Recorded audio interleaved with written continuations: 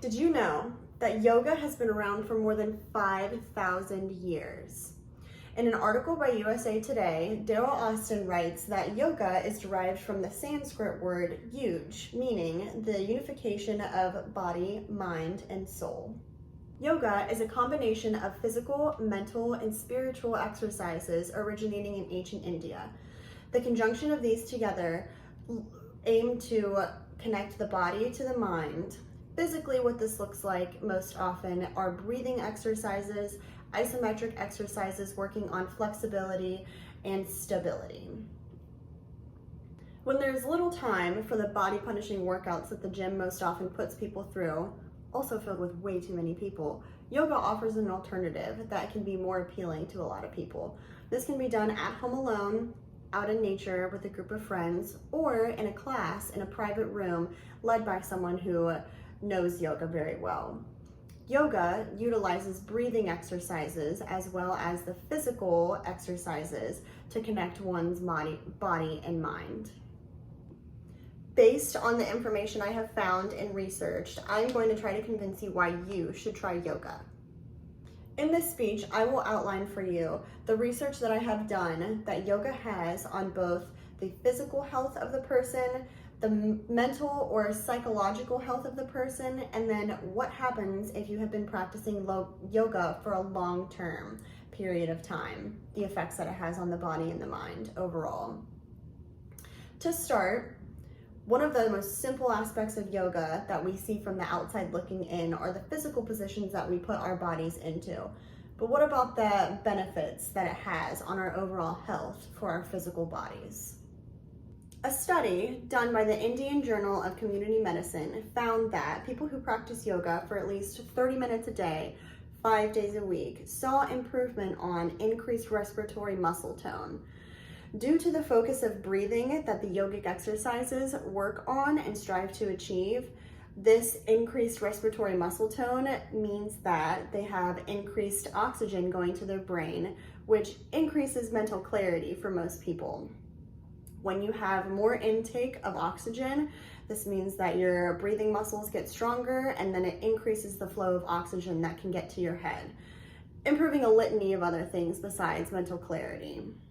One of these other things that this study recorded was improved mood on a lot of their case study people.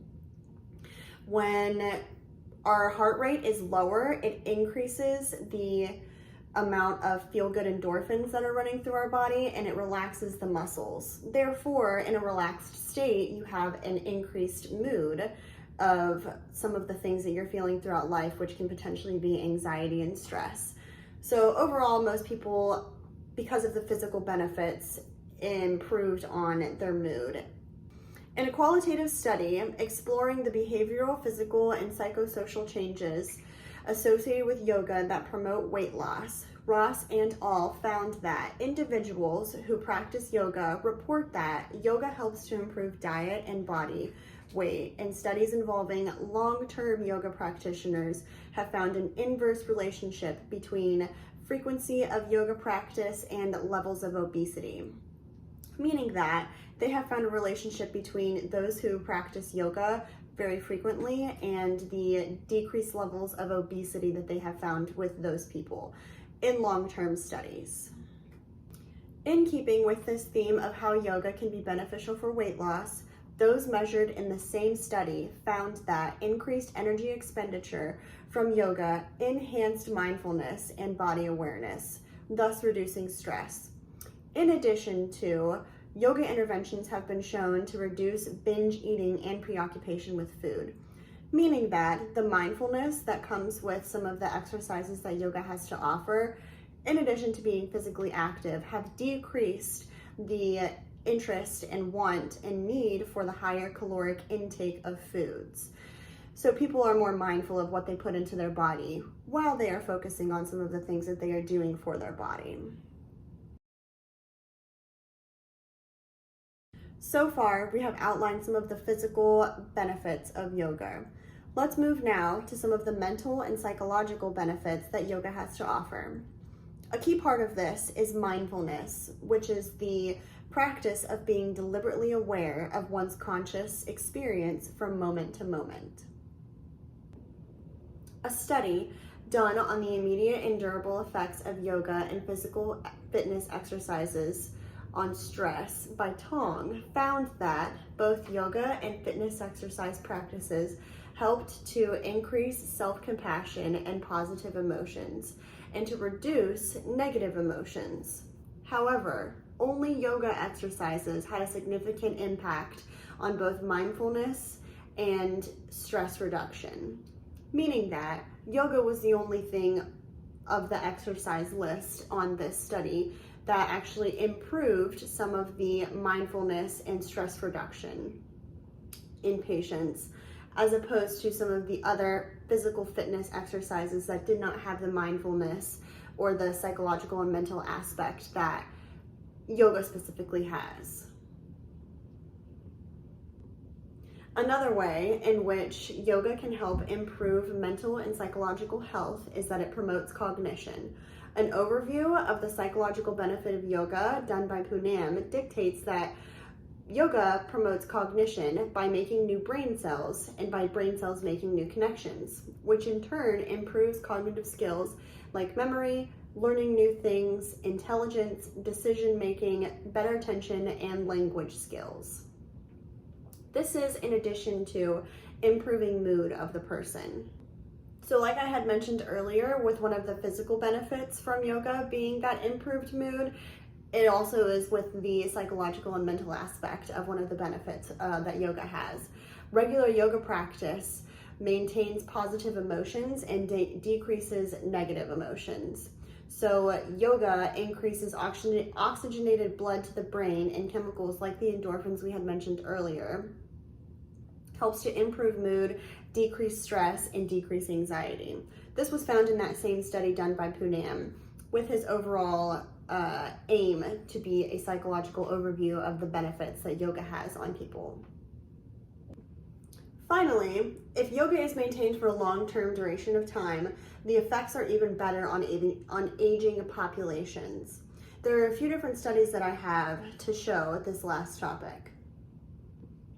In another longitudinal study done by Ross, 15,550 adult individuals who practiced yoga for about 4 years or more were 2 to 4 times less likely to gain weight as they aged compared to individuals of a likened population who did not practice yoga.